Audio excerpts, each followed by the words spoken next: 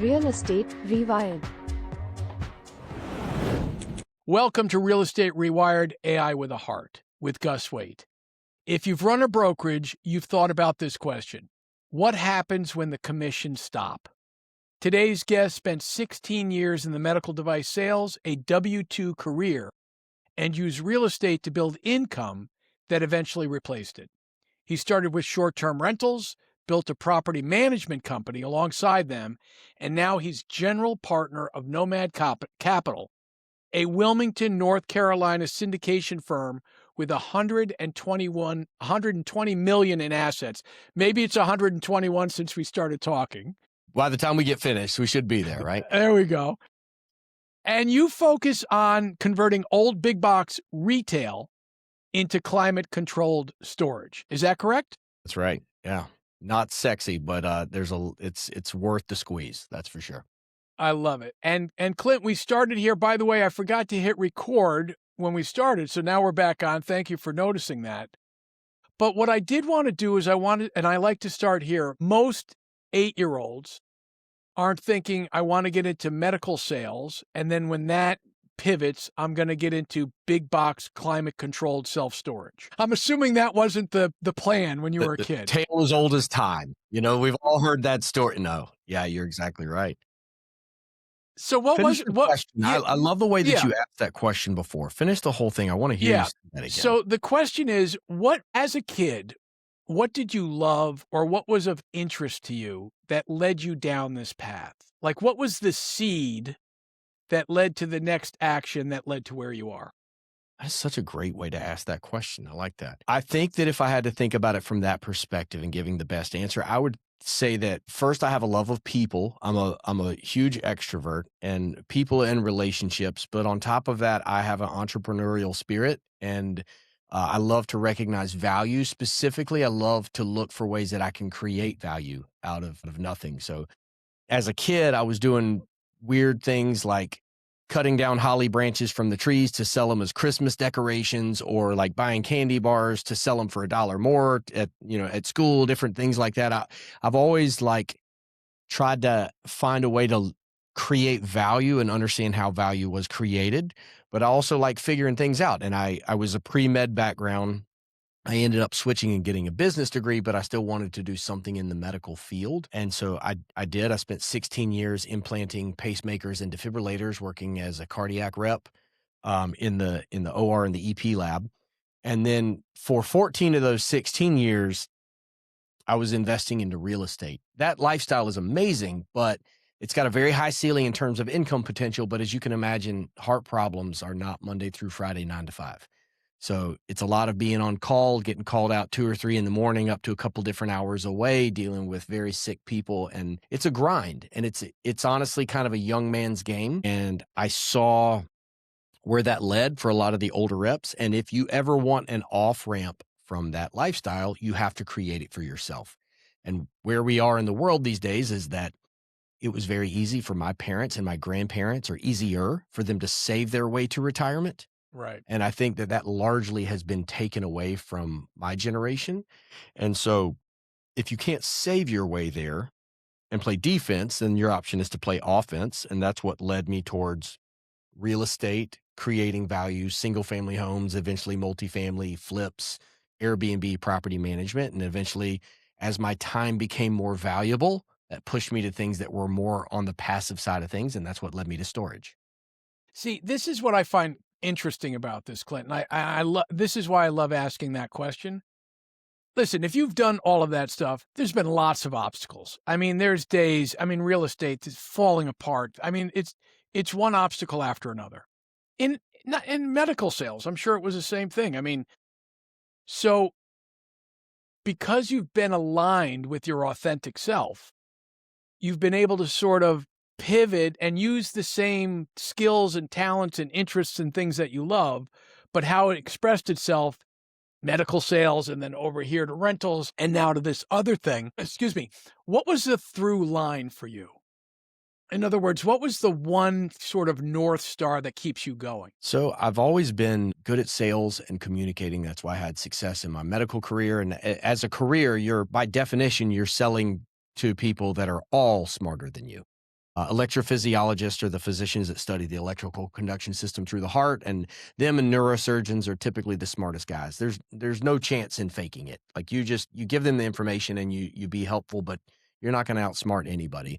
And you're always in a situation where you're the dumbest guy in the room, and it's a great time to learn. But I think I did learn to speak clearly and plainly and don't fluff, but try to educate with my knowledge. And that translated really well into real estate. I took the skills that I had and we built, we went through multiple different asset classes and kind of chasing the next thing to find out what was the best fit for us. And then that's eventually what led to storage. I was buying small multifamily properties and converting those from long-term properties into Airbnb properties. So I'd buy like a small quadplex at the beach where we live.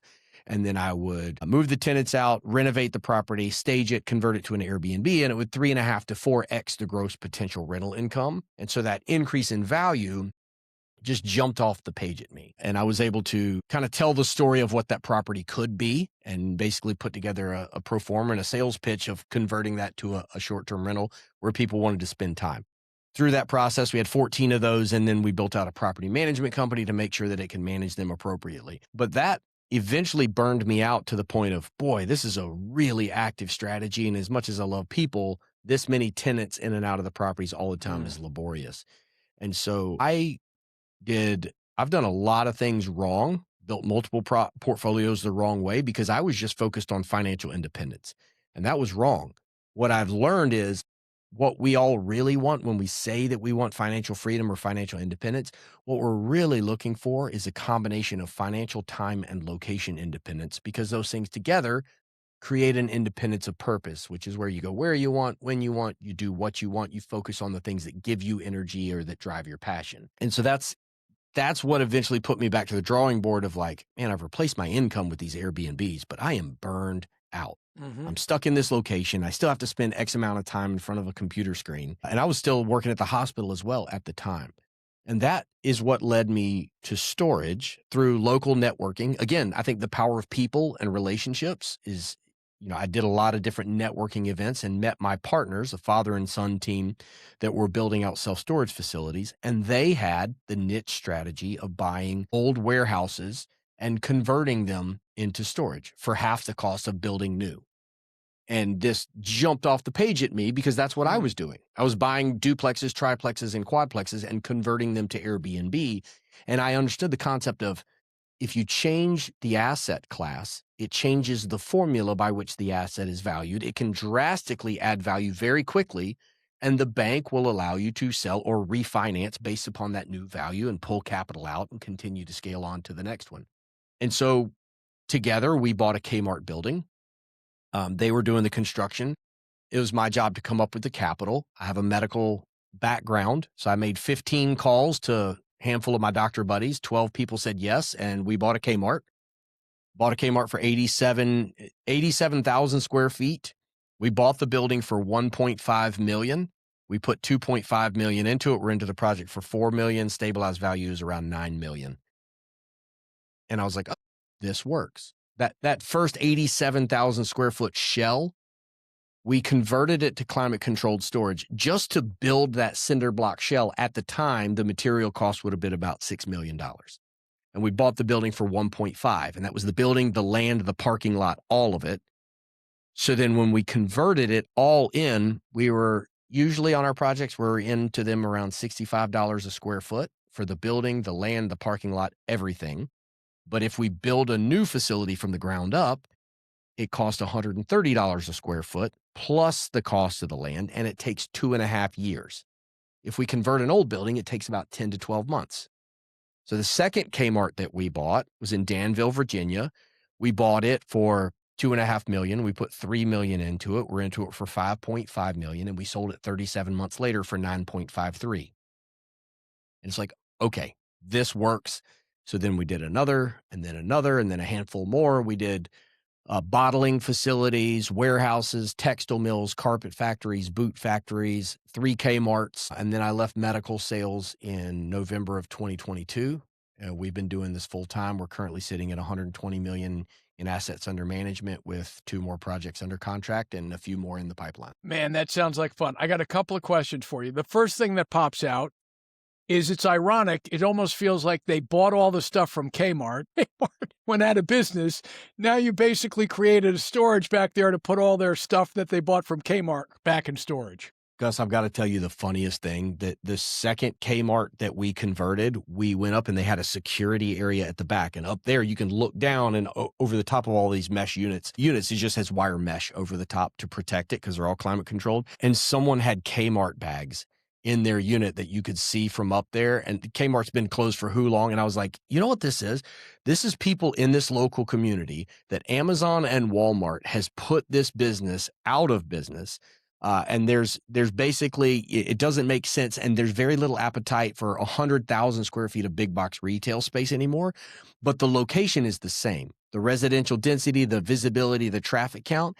And now what's changed is that it's an inverse flow of that local economy. And that same building where people used to go buy all their home goods is now a great place for those same people to bring the same stuff back to the same building and pay us to put it right back into storage. It's crazy. I mean, it is crazy, isn't it? And, the other thing that occurred to me is you're not getting a call from storage number 231 at 2:00 in the morning that the toilet's backed up down at the beach, and you got to get someone down there to fix it back in your Airbnb days. No kitchens, no bathrooms. We buy a big box of air, we chop it up into a bunch of little boxes of air, and we rent them out. Okay, I want to back up even further. Anytime someone's new at something, you suck at it. It's just the way it is, right? Go out and try to learn golf, go out and try to learn pickleball, whatever it is.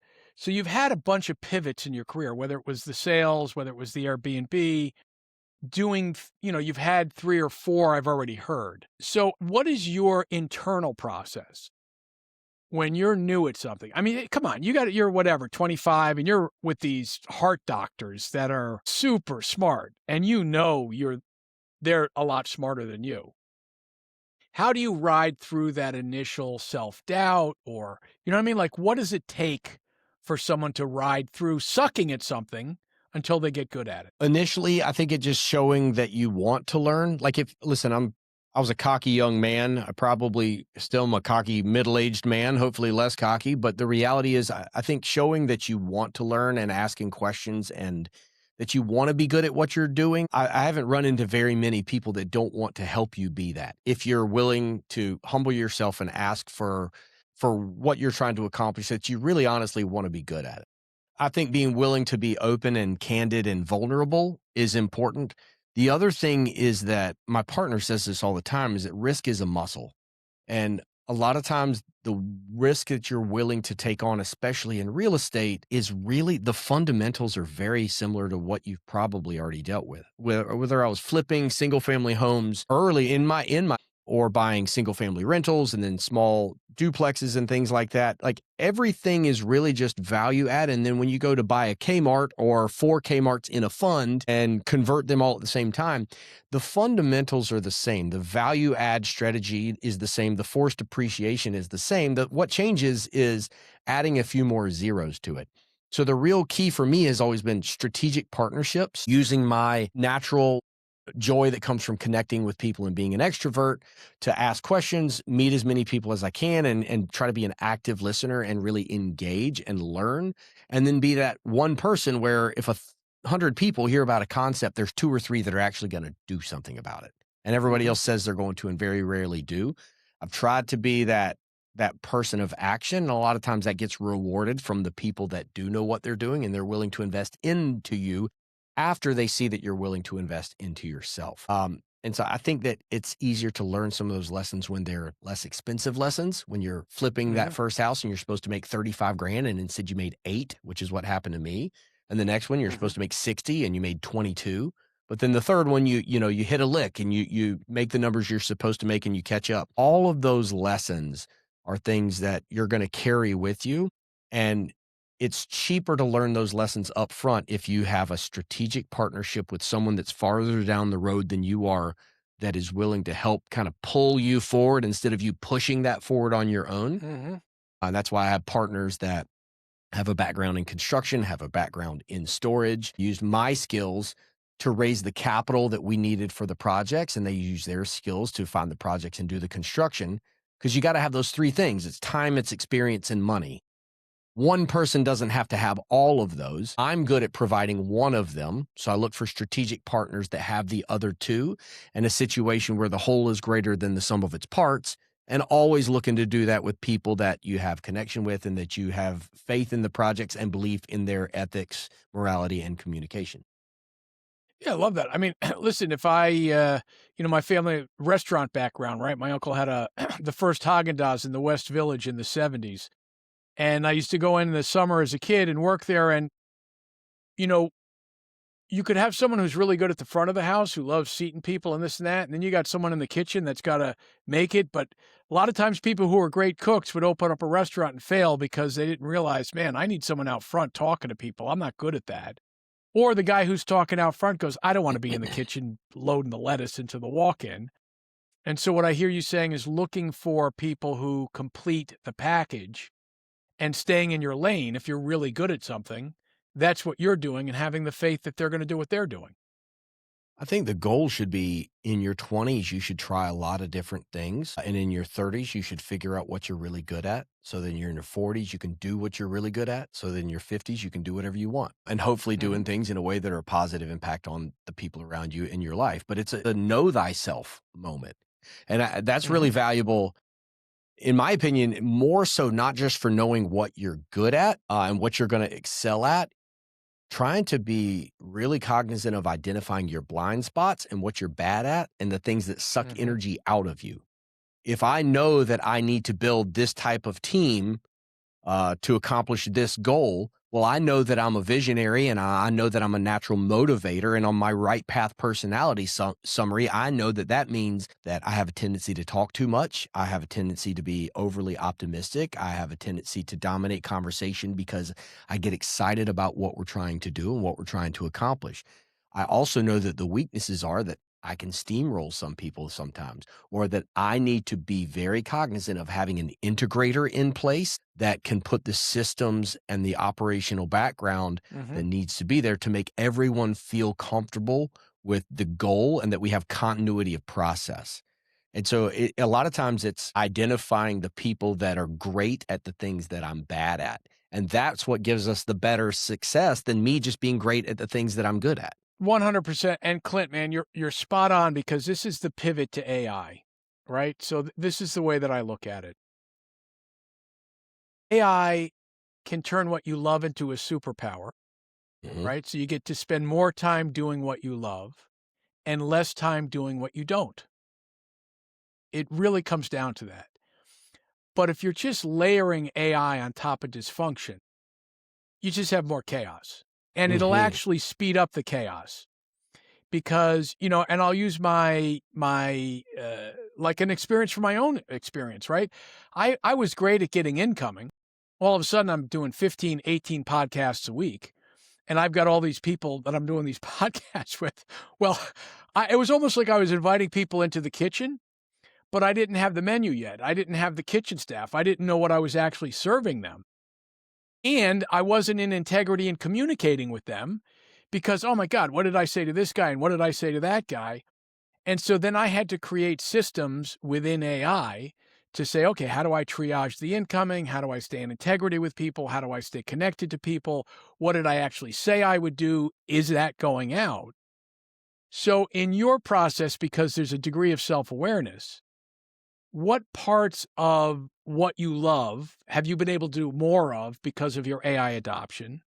And what parts of the things that you're not great at have you been able to take off your plate? This is a very intuitive question.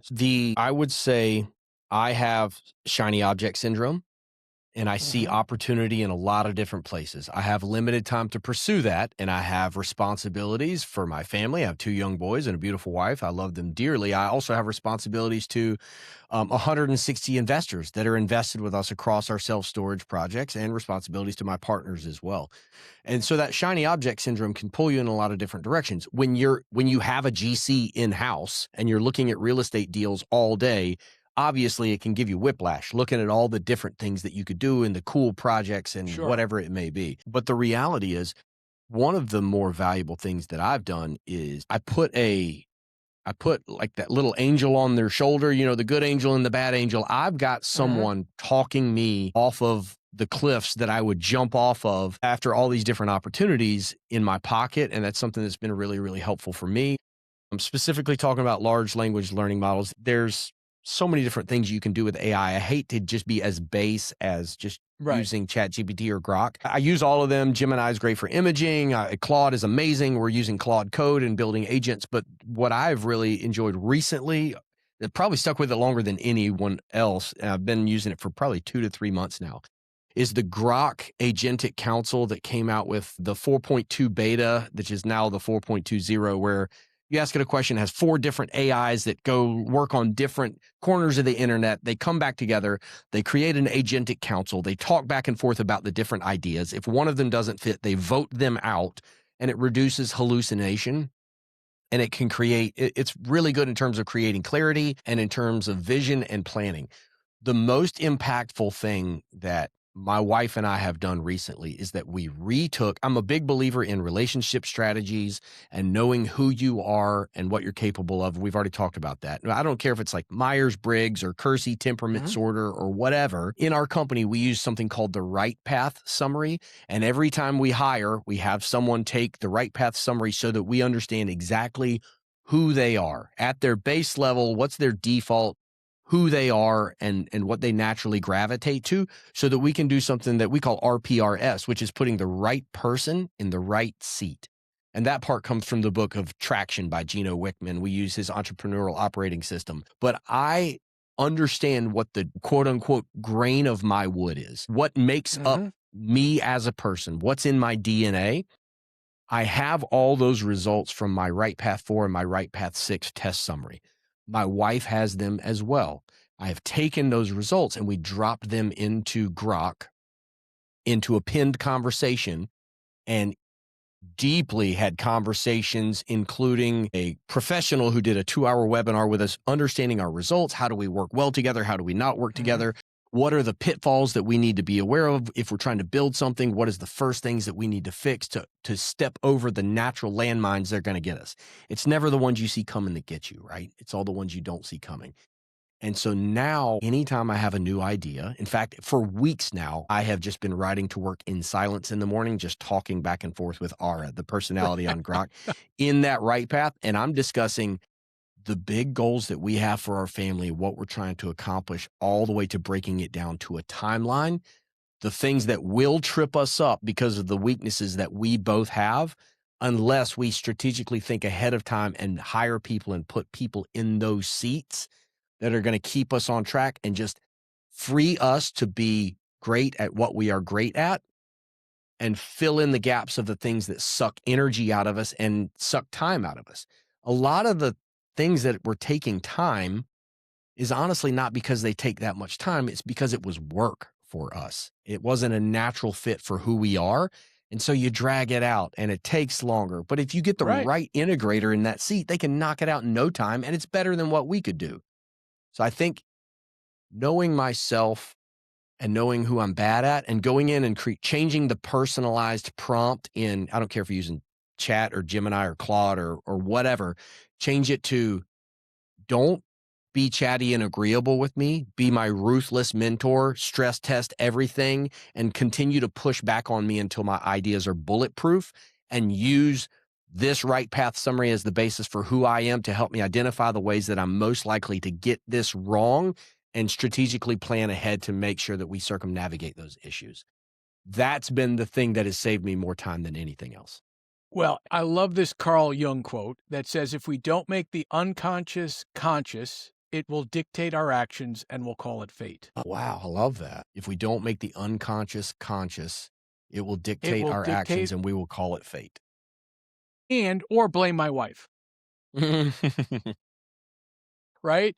So, and this is so, Clint, and this is the interesting thing for me, is that requires humility, right? I mean, especially now you're talking about a relationship, but this could be a relationship with anyone. When it gets staticky, when there's like, hey, I'm thinking it's you and you're thinking it's me, and we're both kind of like, our energy is focused outward that you're the problem. To first claim what's going on over here. Hey, really frustrated, I'm scared, whatever it is, have them claim what's going on over there and then create this blank space to then have the humility to go, to your point, hey, what I heard you say is I might bulldoze or I might get super enthusiastic about something and I'm already in the penthouse decorating and we haven't figured out how to do the foundation yet. We haven't even bought the cement. And I'm that way too. And what I hear you saying is you have to be aware of that. You have to put people around you that can hold you accountable. But the energy itself is a good energy because it's what's enabled you to take some chances. Yeah, I agree with that. It's like scattered light, like if you let it, your ADD will just like blast it everywhere. But if you can Yeah. find a way to concentrate that, it can be a laser beam that cuts through metal, but you have to be careful about not directing that at people that are trying to help you. Right. And you have to be responsible for the repercussions of what that kind of energy can bring if you don't control it.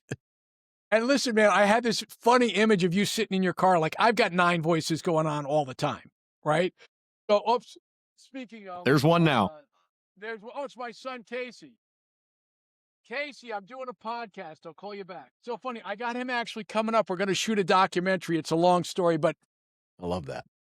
I had a vision of you in your car with those 4 voices from Grok, and they're arguing with each other. And I say, listen, this dude's nuts. Let's get rid of him. Right? That's too we're in far there trying to solve all there. the world's problems. That's exactly what it is. It's a car full of us with only one person in the driver's seat. Yeah.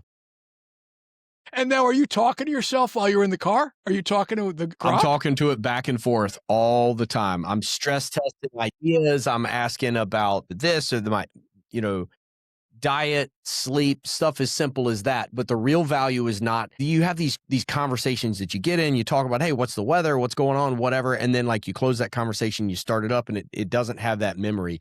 I really like Grok because of the context window that goes back for months now. It can remember everything we talked about, remembers that my wife refers to me as a crack hamster because I never shut it down and I'm always going after the next ideas. And it can bring me back down to earth when I'm having those moments of shiny object syndrome and running my brain. It's brutal. Spin, yeah, it's brutal. I have the same thing. And, the other thing that occurs to me is the way I look at AI, it's the receptacle of all of the whole story.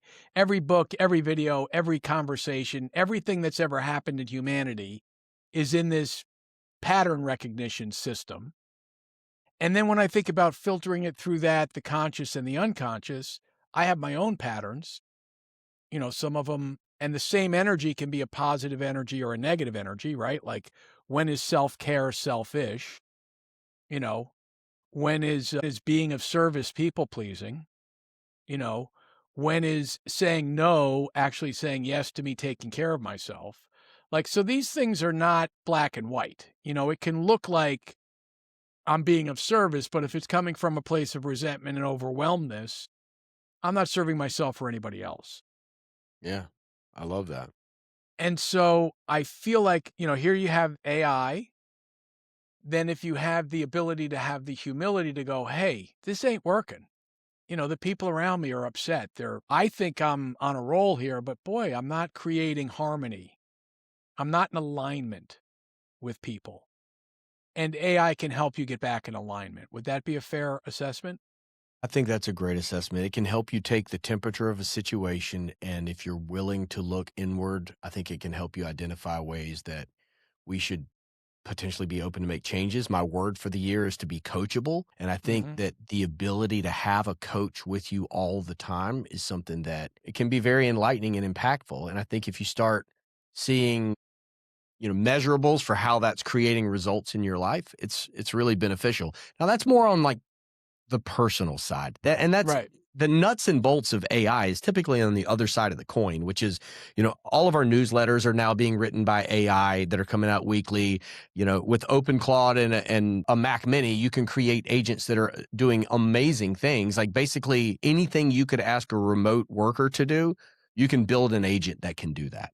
Well, so let that me side push of back. things is there as well. No, and we'll go there in a second, but I just want to push back on that a little bit because I think every business is actually a reflection of the owner's operating system.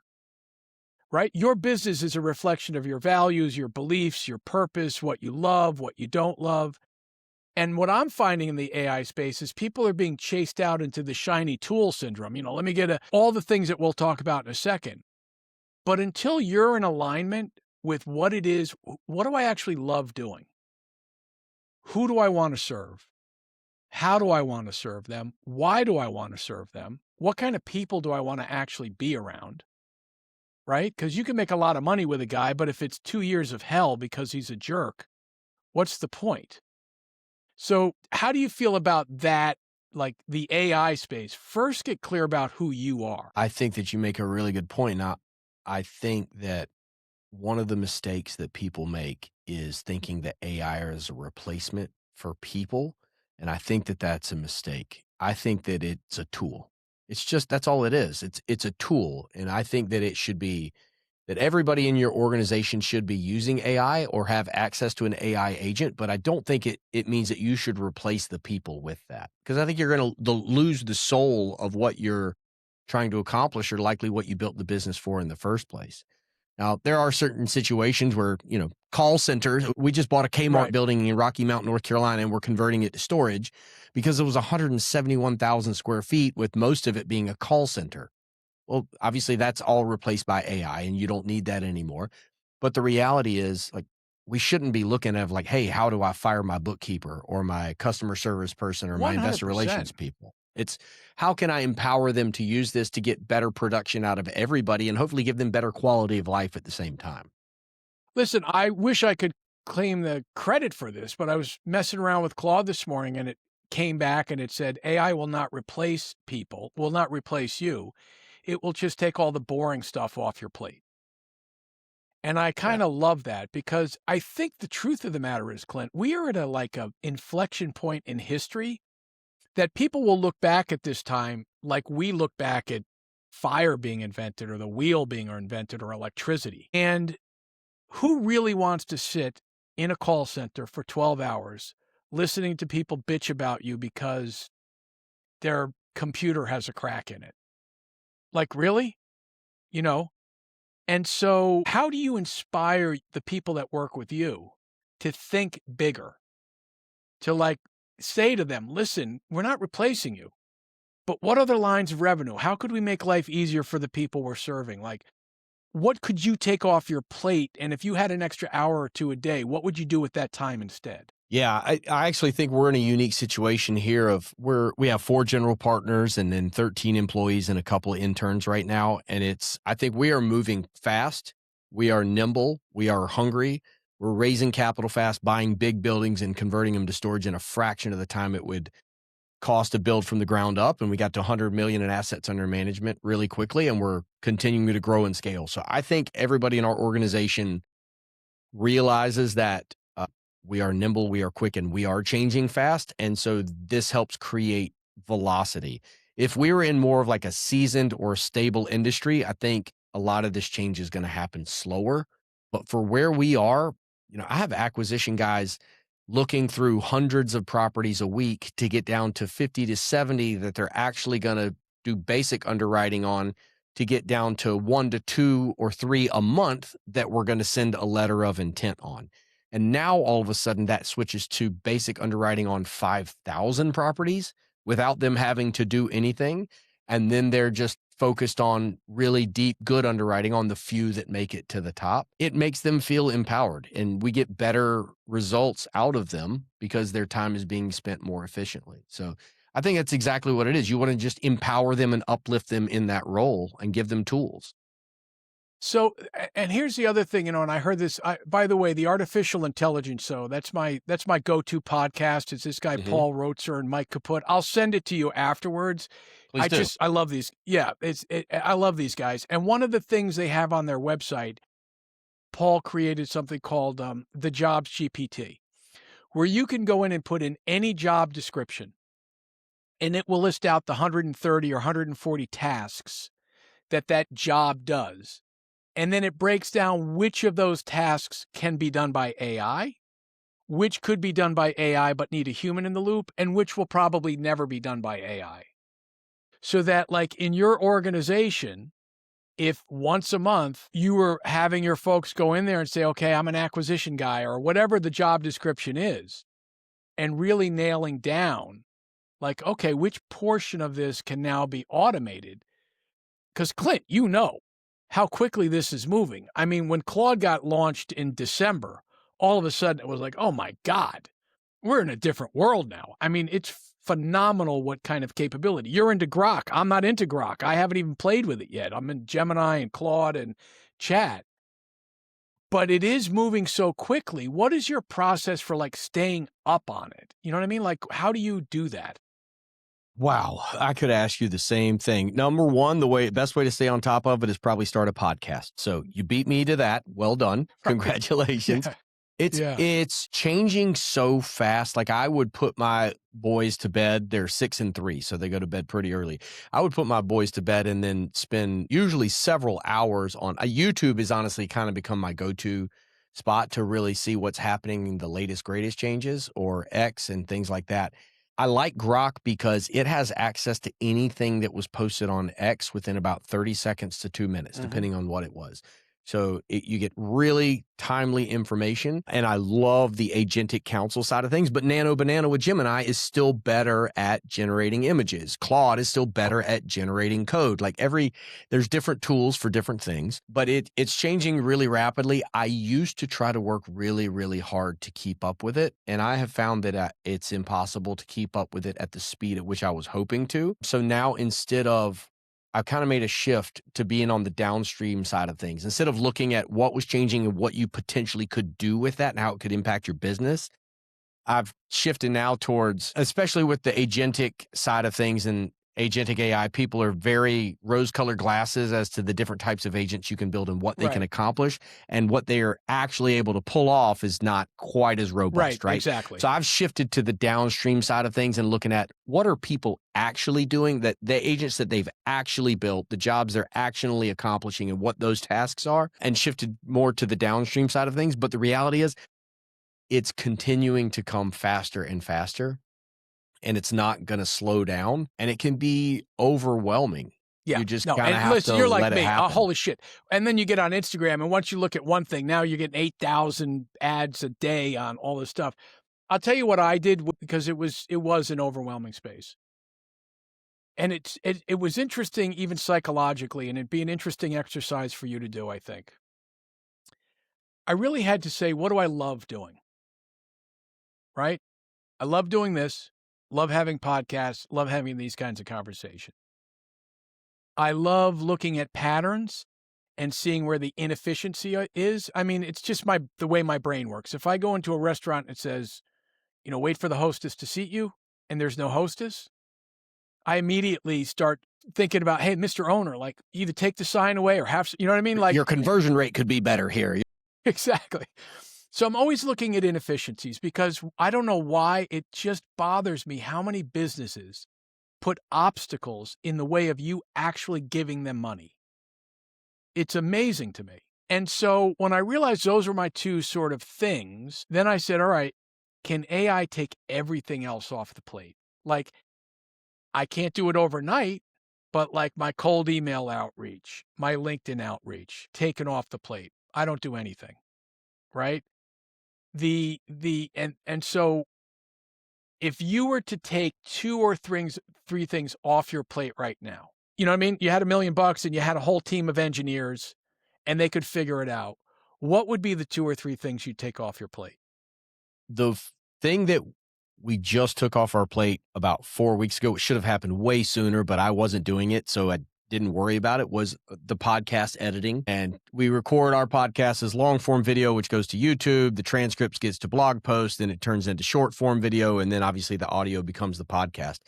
We built an AI agent in less than an hour that does all of that used to take someone a couple hours a week. That should have been done a long time ago. The problem was it didn't bother me, so we didn't make it a priority. And now I'm like, okay, it has to be a priority of all the things. Why don't you use Riverside? We do use Riverside, but it's not quite as robust in terms of creating all the content and posting it out there as we wanted. Got it. So we've tweaked that a little bit. We made it a little bit more robust. So I'm looking at things in my life. There's a pitfall here too, right? I think if you have the ability to delegate to people, it becomes easy to delegate Yeah. and then not have to Yeah. worry about it. I Well, know. The same thing what we here. should be doing is realizing that that just made it somebody else's problem and it's on their plate Right. now. And how do we actually just like, instead of passing the buck on this, how do we solve the problem and get the most out of our people? Right. So that's probably something I need to get better at. Well, this is what I've been doing with my team. Everything has an SOP, right? Like literally, and it was funny. My first editor was in Nigeria, and I realized you can't send any money there. You can't Venmo, you can't Wise, you can't Zelle, you can't send money there because all the platforms go, nope, we're not letting you send. Too many Nigerian princes. Right, exactly. So my poor guy, I'm like, what can I do? I mean, what the hell? How do I get you paid? But all kidding aside, I literally said to him, I want you to every single step. How do you turn on Riverside? What button do you hit? Like literally, my team every week goes into Claude, says, here's my SOP. What could AI do? And so that they're constantly like, oh, guess what? This new thing got released. And like you, okay, now there's this platform that will send out all the social media. I think it starts with the SOP and it starts with asking AI, like, what can you do? Doesn't mean it should, but it just means like, hey, here's this new thing. Then the question I think is with the team, like, what do you love? Like you're editing videos, but what's your true north? Like, where do you want to be? Right. And then enabling them to get there. Now I got an inspired team because Yeah. people are like, they're like, hey, Gus is about me. This isn't about me sitting in Nigeria and editing videos. And why doesn't he just pay the $30 a month to get this other thing so it reduces my workload by 10 hours a month? What do you think about that?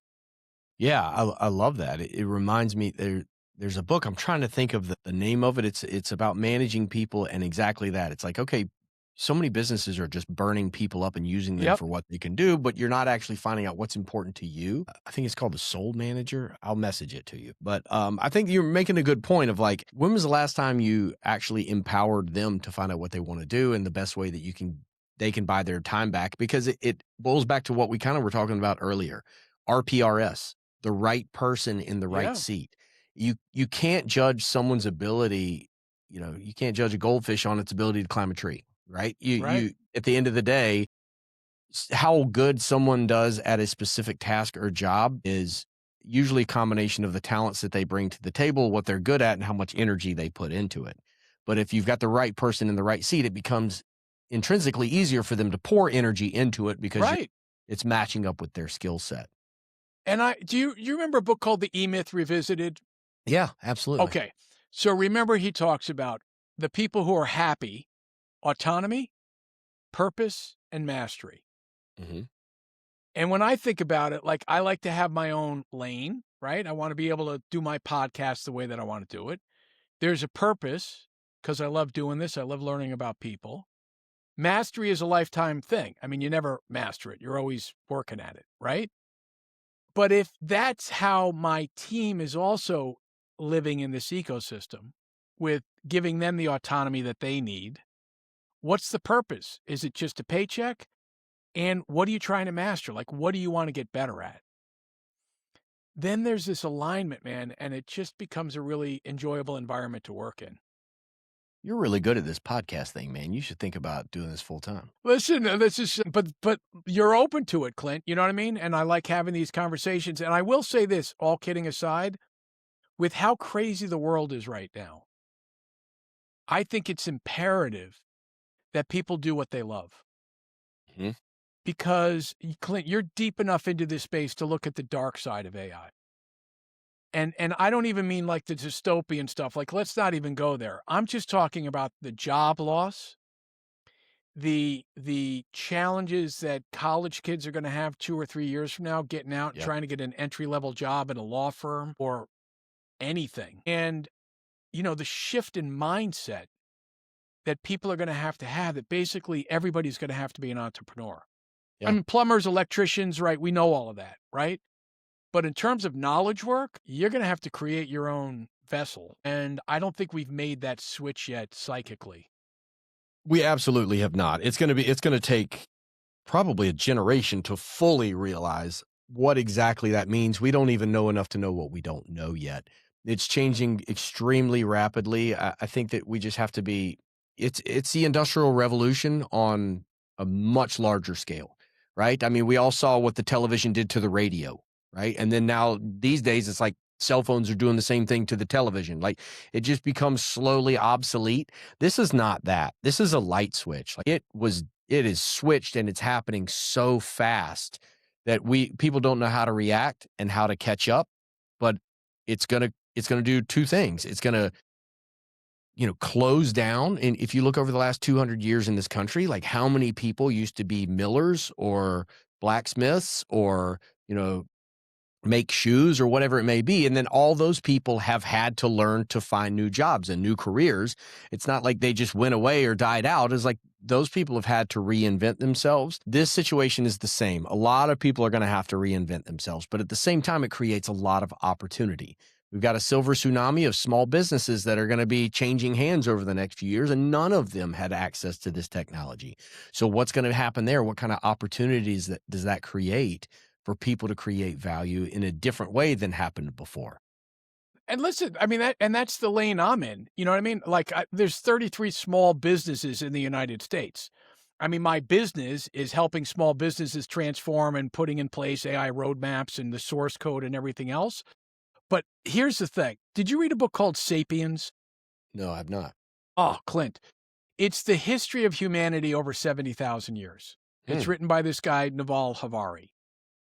And one of the great things about reading that is you realize any of our individual lifetime span is a pinprick in human history. Yep. And I was recently I live on the Cape, and there's this one spot where it looks over this beautiful bay. And it talks about the Native American Indians who lived there for 15,000 years before the Europeans showed up. And you think about nothing changed. 15,000 years. How many generations is that? One spot, one type. You look at in the last 200 years, what's changed in the context of that 70,000 year history. Our brains are not wired for this. Wow. Yeah. What a powerful way to look at it, right? Just zoom out a little bit. And that's one of the reasons I like following space exploration and everything that SpaceX is doing. And data centers are going to be in space before soon. I'm watching the compute and the energy capacity and how that's going to change the competition between countries, but also like how fast that's changed. You look at space and then kind of zoom out a little bit. One of the astronauts just recently got back from the Artemis journey, said when she was going around the moon and looking back at the Earth, most people talk about how amazing it must be to look out at the Earth and how bright it was. She said, that's not what stuck out to me. What stood out to me was how much black was surrounding it. It was nothing but giant emptiness. And that was the only place where we know that life exists and where people are and where there's opportunity. And it really does make you feel so small. And obviously you're just a tiny piece of something so much larger. That's honestly kind of how this makes me feel right now, of it's changing so fast and so rapidly that you just kind of hold on and roll with it, learn what you can and learn how to adapt it to your life. Things are changing at light speed. What's it going to be like in 5 years, in 10 years? With quantum computing, you think AI is something. Quantum computing around the corner, like I don't know this, but if we survive 10 more years, there's probably a pretty good chance that we have a cure for any disease that can be cured. But I don't know. What does that do? Like, what do we even do with that information? I know it is mind boggling. And I mean, you got two little kids. When your kids are your age, it's unrecognizable. So anyway, Clint, man, I feel like I could talk to you for hours. So I really appreciated this conversation. I would love to connect with you again. I'd love to have you on my podcast. And every time, you just cost me money because I'm for sure buying the book Sapiens as soon as we get out of this interview, for sure. Absolutely. And Clint, I got to jump off because I got a 3 o'clock, but I want to just say to everybody, thank you for watching Real Estate Rewired with Gus Wade. If you've got value from today's episode, hit subscribe, leave a comment. I'd love to know what you're thinking. If you're ready to turn what you love into your superpower and take what you hate off your plate, schedule your free AI discovery call. The link is in the description and pinned comment. I'm Gus Waite. Until next time.